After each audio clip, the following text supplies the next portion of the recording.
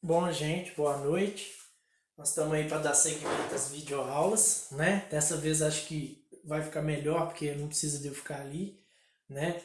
Então, ó, eu vou tentar ser um pouquinho mais sucinto, porque as aulas têm que durar em torno de 15 a 20 minutos e eu estou estendendo um pouco. Daqui a pouco o portal não vai comportar minhas aulas. Então, a gente vai falar sobre o sistema respiratório e o que eu preciso que vocês vão assimilando é que agora a gente está vendo processos de limpeza, né, desse sangue que a gente estudou na primeira aula. A gente viu como é que ele é filtrado e agora eu lembro vocês da pequena circulação, que ela vai no pulmão para reoxigenar o sangue. Então a gente vai ver como é que funciona essa troca gasosa no sistema respiratório, de uma forma mais relacionada ao funcionamento biofísico, né, biológico da coisa, né? Então, ó, o sistema respiratório é o conjunto de órgãos responsáveis pelas trocas gasosas, né, nos vertebrados principalmente, com o meio ambiente. Esse processo de troca gasosa, a gente sabe que sai fora o gás carbônico e entra o oxigênio na corrente sanguínea, né, que é conhecido como hematose, que é feito pelo alvéolo, ok? Então, a gente vai dar uma passada nessa anatomia para ver como é que funciona, né? Os órgãos do sistema respiratório são os dois pulmões, então a gente vem lá de cima, né? Além dos dois pulmões, a gente vem lá de cima das fossas nasais, né? Que são dentro do nariz, a boca, faringe, que tem a nasofaringe, a parte mais nasal da faringe, passando pela laringe, que é onde vai o ar, traqueia, brônquios e suas subdivisões, que são os bronquíolos, né? E o músculo principal, que seria o diafragma, que comanda essa respiração, além dos alvéolos pulmonares, que ficam dentro de saquinhos alveolares, dentro dos sacos alveolares, que é tipo um cacho de uva. Então, ó, fossas nasais, boca, faringe, laringe, traqueia, brônquios, bronquíolos. O diafragma é o músculo que comanda esse movimento e os alvéolos pulmonares, além e que ficam reunidos em sacos alveolares. Essa seria uma anatomia mais grosseira, mais para a gente entender, começando pela cavidade nasal, boca, vai descer, o ar passa pela laringe, que é onde vai o ar, então a gente vai esclarecer a primeira dúvida. Em paralelo aqui, quando a gente estudar a parte digestiva, tem o esôfago, que é a passagem da boca. O esôfago seria faringe, então a gente já grava assim, faringe, farinha, onde vai comida. Laringe é sempre onde vai o ar. Então, quando você engasga, quer dizer que algum alimento, alguma coisa passou para dentro dessa laringe e da traqueia. Aí a tosse vem como um movimento de expulsão, de proteção do sistema respiratório, que lá não tem que ir nada que não seja o ar. Até a própria saliva engasga a gente, né?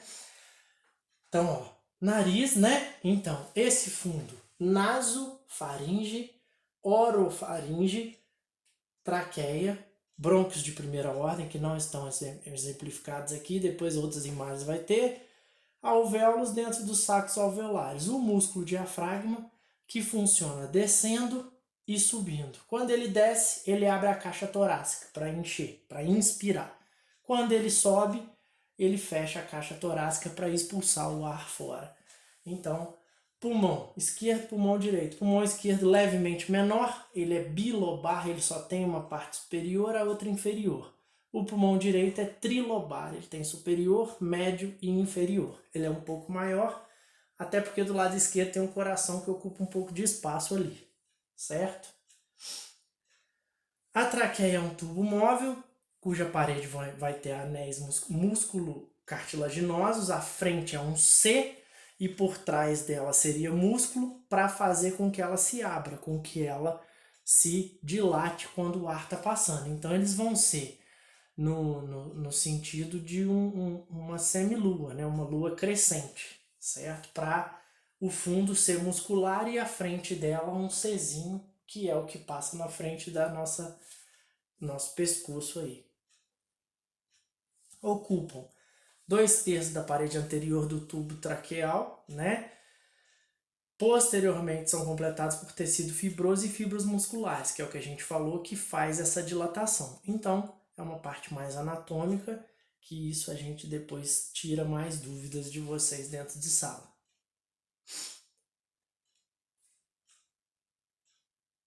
Esses movimentos de músculo faz ela abrir e fechar, assim como se alongar para a passagem do ar aumentar, certo? Aí o interessante, já isso aí é interessante falar.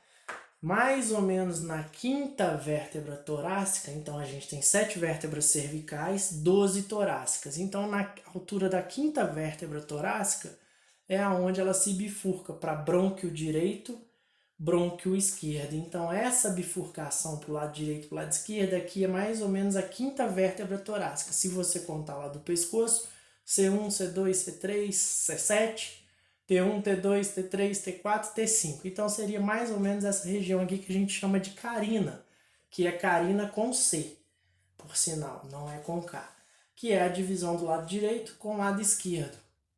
Os brônquios de primeira ordem e os bronquíolos que terminam nos alvéolos, que não estão representados ali, certo? O brônquio primário direito, ele é largo, curto e verticalizado. Então isso é importante para a gente saber, porque ele é mais em pé, menor e mais largo. Então quando você aspira um objeto, assim como se fosse também a saliva, uma água, alguma coisa, teoricamente é mais fácil ele ir para o lado direito. Porque se você tem ele mais em pé num buraco maior e mais largo, né, ele vai aspirar os objetos prioritariamente vai para o pulmão da direita. Não que não possa ir para o lado esquerdo, mas o lado esquerdo ele já é mais longo e mais longe. Vamos voltar para vocês. Aqui eu não vou ter como desenhar muito, aqui não está muito bem representado. Então essa passagem aqui ela é mais em pé, mais curta e mais larga. Então qualquer objeto que caia por aqui é mais fácil ir para o lado direito do que para o lado esquerdo. O lado esquerdo, por ter o coração aqui, o brônquio é mais deitado, mais longo, certo? E mais fino.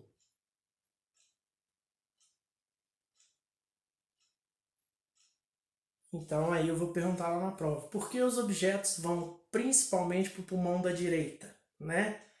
Porque o brônquio direito é mais curto, mais largo e mais em pé. Então é uma mangueira de calibre maior. O da esquerda seria assim e está mais do lado. Eu vou tentar representar aqui, o povo ri, mas a ideia é mais ou menos essa. Então o brônquio da esquerda está ali mais fininho. O da direita vai estar do lado grandão ali, ó. Então, quando um objeto cai, teoricamente ele tende a ir para cá mais fácil, certo? Então, a mãozinha fica parecendo aqueles cachorrinhos das dublagens, né? Mas não é não, tá? Em condições normais, da respiração, o ar passa pelas fossas nasais, onde é filtrado pelos pelos e pelo muco, aquecido pelos capilares sanguíneos, certo? E ele também é turbilhonado pelas fossas nasais. Então, a função das fossas nasais a gente já vai perguntar aí. Vai ser umidificar, filtrar e aquecer o ar.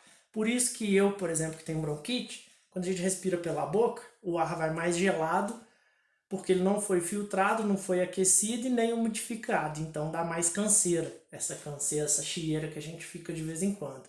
Quando ele passa pelo nariz, ele passa pelas fossas nasais, então ele é filtrado pelos pelos e pelo muco, aquecido pelos capilares e umidificado também por esse muco, por esse tecido onde ele está passando, ok?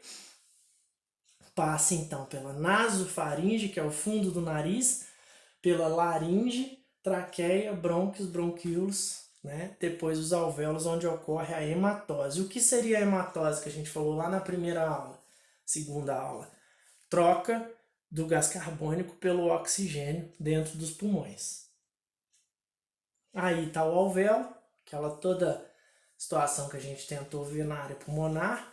Hematose, troca de oxigênio, né? Troca de gás carbônico por oxigênio nos alvéolos. Então aqui estão os saquinhos onde fica o alvéolo, aqui o alvéolo. Então o que a gente tem que pensar? Aqui você tem capilares que vão receber o O2, né? Na verdade, aqui vai ser veia, porque está voltando para o coração, lembra disso? Então, aqui é a veia pulmonar, vai levar esse sangue oxigenado lá para o coração. E aqui vai ser a artéria pulmonar que chegou, trazendo o gás carbônico. Então, o gás carbônico sobe na expiração, o oxigênio entra na inspiração para dentro da corrente sanguínea, ok?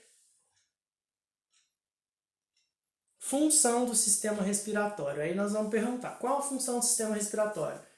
A básica é garantir as trocas de oxigênio, né, de gás carbônico com oxigênio, né, que é a hematose. Mas ele também ajuda a regular a temperatura. Por que regular a temperatura? Porque quando você está suando quente, você não respira mais vezes, você fica ofegante. Então, essa temperatura, ela vai aumentar a sua frequência respiratória, você começa a transpirar e você começa a perder calor, porque teoricamente acima de 40 graus você já começa a gerar danos no seu sistema. Você pode até chegar a cozinhar um órgão quando você estiver acima de 43, 45 graus, né? Então, a temperatura vai ser dispersada através do suor e esse suor é dispersado através do aumento da respiração. Então, pensa lá, o coração começa a bater mais, você começa a respirar mais e começa a suar para liberar o calor. Então é um sistema muito inteligente, né? Essa parte do pH, regular o pH do sangue, é uma fase mais complicada que a gente tira as dúvidas dentro de sala. O que acontece? O gás carbônico é a parte ácida do sangue. O oxigênio seria a parte básica do sangue. Então, quando você está com falta de ar, se você está com falta de ar, você está com mais gás carbônico, concordam? Porque a gente respira com oxigênio. Então, esse gás carbônico, ele é a parte ácida, então o seu pH vai ficar negativo. Negativo seria abaixo de 7. A gente já falou isso dentro de sala. Então, o pH negativo, o sangue vai estar circulando com pH negativo. Esse pH negativo passa lá no bulbo olfatório, que é no cérebro, e ele alerta o seu sistema que você precisa de respirar mais vezes. Porque aí você fica ofegante, você respira mais vezes, você põe mais oxigênio para dentro, você gera o seu gás carbônico que estava aqui, o oxigênio está aqui, você respirando mais vezes, você obtém um equilíbrio, ok? Então, o oxigênio equipara ao gás carbônico. Então, o pH fica ácido, né? O bulbo olfatório detecta e acelera a sua frequência respiratória de uma forma inteligente, como se fosse um relé, ok?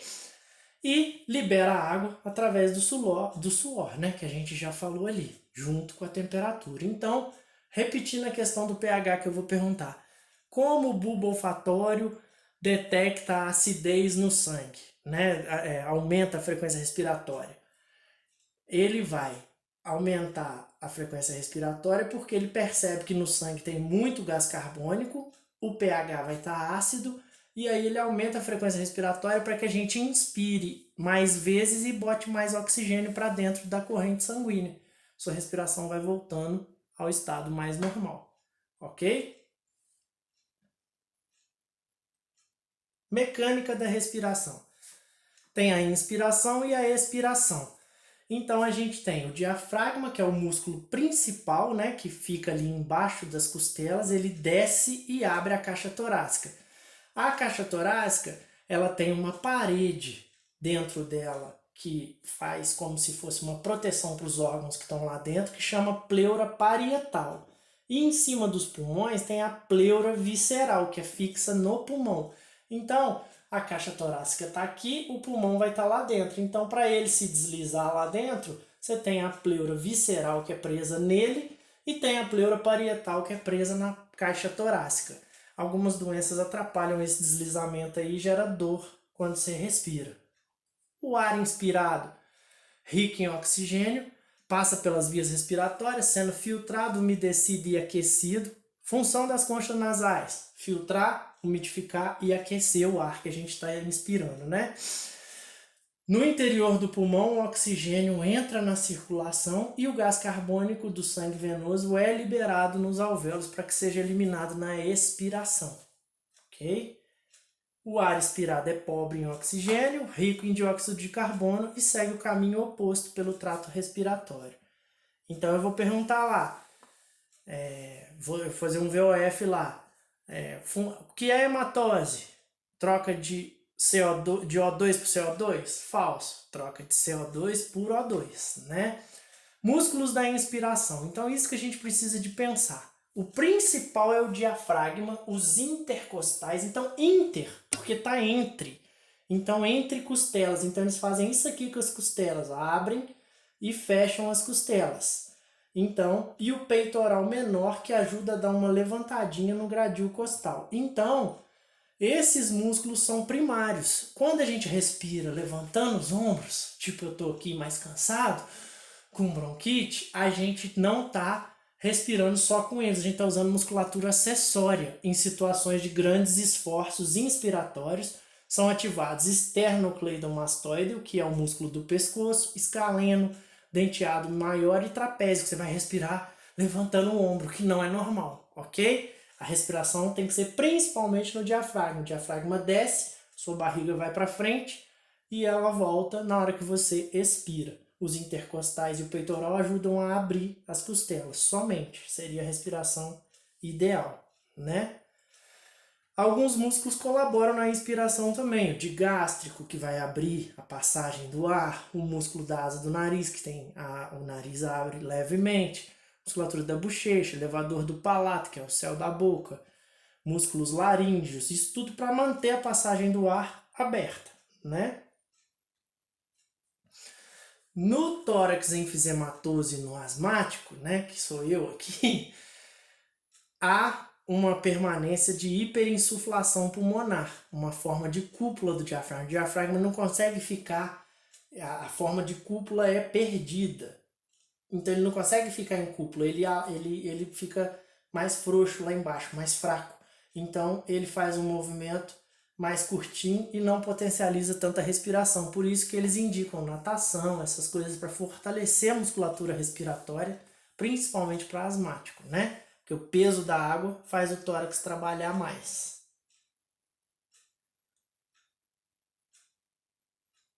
Então, olha lá, em tal circunstância, a contração diafragmática promove uma redução das circunferências das porções inferiores do tórax, contribuindo para caracterizar a respiração desses pacientes crônicos. Então ele não está aqui, ele vai abrir. Então geralmente quem tem patologia crônica tem o tórax mais alargado, geralmente. Fora os que têm patologia de caráter respiratório. Os músculos expiratórios são mais passivos do que os inspiratórios, porque só do ar tá lá dentro, ó. Você encheu o ar, ele vai sair. Se você quiser fazer força, você vai usar transverso do abdômen, oblíquo externo, oblíquo interno, todos eles no objetivo de fechar a parede torácica, certo? Triangular do externo, intercostais, reto abdominal, então tem aquele jeito que você faz uma contração do abdômen para expulsar o ar, que você faz mais força. Isso a gente mostra dentro de sala com mais prática. Um exemplo um pouquinho mais detalhado do sistema respiratório, lembrando que o ar numa respiração normal passa pelo nariz, pode respirar pela boca, mas pela boca você perde a filtragem. Então pelo nariz ele é filtrado, umidificado e aquecido, vem pela laringe, né? Lembrando que para chegar na laringe ele passa pela nasofaringe e orofaringe. Então ele desce pela laringe e vai para os pulmões. Nos pulmões passa pela traqueia, brônquios de primeira ordem, brônquios de segunda, terceira e os alvéolos que vai distribuir ele todo para o pulmão ali, ok? Lembrando, o diafragma desce, no que ele desce ele faz isso com a caixa torácica. Na hora que ele fecha, o ar sai, ok? Esse é o tórax, né? Parte óssea, então o diafragma sai da crista ilíaca, que não está aqui, da pelve, insere lá no processo tifoide. Quando ele contrai, ele desce e abre a grade torácica, certo? A costela sai lá de trás da vértebra, que é uma vista superior, e vai lá no externo, ok?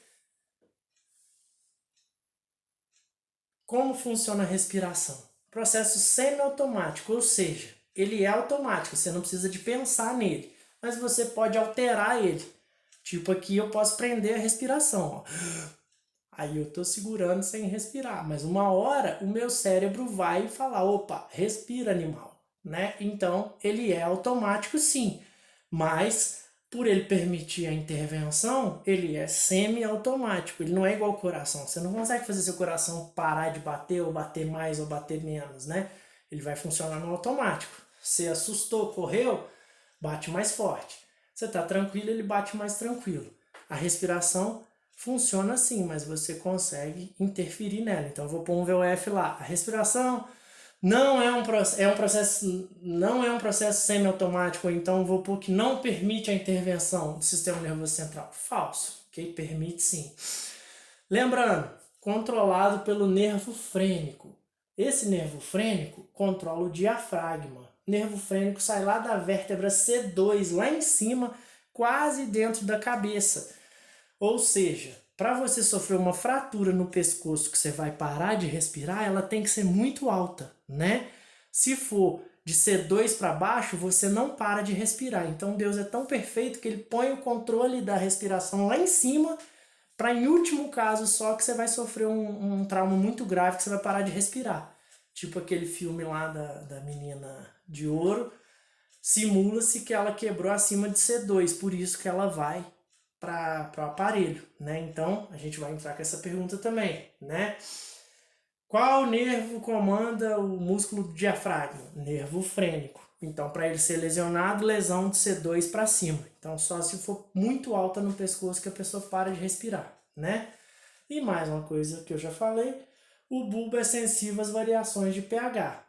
Como que é? O sangue com mais gás carbônico, com CO2, e o pH fica ácido, então ele aumenta a frequência respiratória. O sangue com pH mais básico, acima de 7, com muito oxigênio, ele diminui a frequência respiratória, tudo detectado pelo bulbo. Ao faltar oxigênio na corrente sanguínea, o que a gente já falou, ocorre um aumento da concentração do bicarbonato, do HCO3, que vai aumentar o transporte de CO2 no sangue, deixando ele ácido. Então, isso aí o bulbo detecta e fala assim, aumenta a sua frequência respiratória, animal, que eu tô sem ar. Você precisa melhorar a sua frequência respiratória, ok? Então, o bulbo é programado para isso. Quando você está com um oxigênio bacana no sangue, ele não precisa aumentar a frequência respiratória. Você respira mais suave, que é aquela hora de dormir, aquela hora que você está mais tranquilo, certo? As vias respiratórias a gente já viu, eu vou passar um pouquinho mais assim, porque a gente já... Função das fossas nasais a gente já viu, né? Aqui, como são as fossas nasais, então seu crânio está cortado aqui no meio do nariz, um corte sagital, concha superior, média e inferior. O ar passa por elas turbilhonando. Então, por isso que é ideal que você respire pelo nariz. Função das conchas nasais: filtrar, umidificar e aquecer o ar. Então, ela passa por ali, ok? Faringe, a gente falou, que é a parte que vai para o processo digestivo. O que eu preciso que vocês pensem aqui que está faltando para acabar? Por que que o ar, quando você engole, a comida vai para a faringe e não para a laringe? Porque você tem a epiglote, que é o vulgo gogó, que é mais desenvolvido nos homens, né? Então, deixa eu achar a imagem aqui, ó. Aqui seria a epiglote, então aqui é a laringe, aqui é a faringe. O esôfago, ele fica fechado. Quando você engole alguma coisa, a epiglote vai descer aqui, ó, fazer esse fechamento aqui, para que a comida não vá para a traqueia. Se a comida for para a traqueia, você vai engasgar. Você vai dar aquela... você expulsa a comida ali, porque no pulmão só pode ir ar. O esôfago fica fechado, nós vamos ver isso na hora de ver o sistema digestivo. Então, você engole a comida, a epiglote levanta a frente, abaixa atrás aqui e fecha a entrada da laringe. Então, qual a função da epiglote? Impedir que alimentos vão para a traqueia, vão para o sistema respiratório, ok? Epitélio respiratório. Outra questão que a gente tem. Epitélio, pelo. É uma mucosa que reverte grande parte desse trato respiratório, da pele da parte respiratória. Então ela filtra, né? filtra, aquece e umidifica o ar inspirado. Aí outra questão que eu pergunto para vocês na prova vai ser o seguinte: o fumante, ele mata esses cílios. Então, o tecido que é colocado lá é um tecido estratificado sem cílios. Então, você para de ter a filtragem correta desse ar. Então, a sujeira fica toda lá no pulmão. Você pode ver que a voz do fumante ela vai ficando grossa, vai ficando suja, né? Uma voz de encatarrada. Então a pessoa para de fumar, os cílios voltam a crescer e ela pensa assim: engraçado, eu fumava, eu não tossia. Aí é o contrário, porque a pessoa está melhorando, então começa a ter essa limpeza do pulmão e leva anos, né? Leva de até 15 anos para a pessoa que fuma voltar a ter uma proximidade com a normal que nunca fumou, com a pessoa normal que nunca fumou, né? Então, a gente tem essa questão aí. Porque um fumante, após largar o fumo, relata que voltou a tossir. Ele está pior? Resposta: não. Ele está melhorando, porque os tecidos dele estão voltando à normalidade, crescendo os cílios, né? E esses cílios fazem uma varredura do muco que ele acumulou durante anos desse vício lá, né? E aí a gente fala das cordas vocais rapidinho. As cordas vocais são ali na entrada da traqueia. Nós vamos mostrar aqui, apesar dela não estar bem representada ali. As cordas vocais vão estar por aqui, ó, e elas são responsáveis pela fonação. Então, quando você passa um tubo aqui, a pessoa não fala, né? Se visitar alguém que está traqueostomizado, com um tubo passando aqui ou por aqui, ela não consegue falar, porque vai pegar a corda vocal dela, que agora a gente chama de prega vocal, né? Ela funciona abrindo e fechando, tipo, a traqueia está aqui, ela funciona abrindo e fechando assim, promovendo a voz. Então, quando você está rouco, não ocorre esse fechamento da prega vocal direita, aí vai passar o ar, aí a pessoa fica rouca, entenderam? Vai ter um calo ali que não deixa a corda encostar uma na outra, certo? Traqueia formada por anéis, né? Inferiormente, ela se subdivide da origem a dois brônquios que penetram no pulmão pelo hilo pulmonar. Então, aquela região central do pulmão ali, a gente chama de hilo pulmonar. Deixa eu achar uma imagem aqui rápido, porque eu já excedi o tempo aqui que eu podia, né? Aí, depois o pessoal me xinga. Então, essa região aqui seria o hilo pulmonar, região hilar, que a gente vai ver muito em raio-x aí quando vocês estiverem nos estágios de vocês aí. Aí, agora, finalmente, a gente encerra. Aí eu vou para a frequência respiratória aqui, ó. Que a gente entra. No exercício, a gente tem um aumento da respiração, que seria a taquipneia, né? E algumas situações, quando você está relaxado, prestes a dormir, por exemplo, você tem a brad, né? Que é a bradipneia, que a respiração está mais lenta. Então, um adulto respira em torno de 16 vezes por minuto, né? Então, aqui, ó, de 25 a 30 anos, respira 16 vezes por minuto. Uma criança respira 44 vezes, de 0 a 1, depois vai caindo, porque vai tendo mais potência a respiração dela. Então, o ápice da vida adulta, 16 inspirações.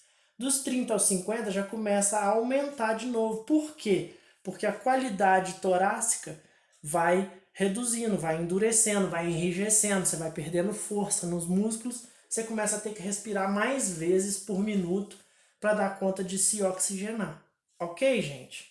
Então, no adulto 16, quando você era criança, você não tem muita potência muscular, então você tem que respirar 44 vezes por minuto. Então é quase uma vez por segundo. Você pode olhar aqui um recém-nascido, respira rapidinho, né? O tórax dele mexe rapidinho ali, a parte do nervo do abdômen. Então, ó, isso é só informação, eu não vou cobrar. Os impulsos nervosos chegam aos músculos conduzidos pelos nervos cranianos, frênicos e motores parasimpáticos e medulares, nervos torácicos. Então, esse parasimpático são nervos que faz a gente funcionar no automático, ok? Quando, por alguma razão, os impulsos nervosos não chegam aos músculos, eles permanecem relaxados, se instala uma paralisia flácida. Então, se você tiver uma lesão torácica, né, da cervical para cima, afetou o nervo frênico. Então, C2 para cima, o nervo frênico pode acarretar em paralisia do diafragma. Se você não for entubado imediatamente, você vai morrer, ok? Então, obrigado, gente. Desculpa ser um pouco mais corrido, mas já tá dando 30 minutos e eu não posso exceder muito, tá? Obrigado, prazerão. Vamos seguir na aula aí. Tchau, coronavírus. Tá acabando essa onda aí. Se Deus quiser, nós estamos juntos na sala de novo. Abraço, gente. Valeu. Até já.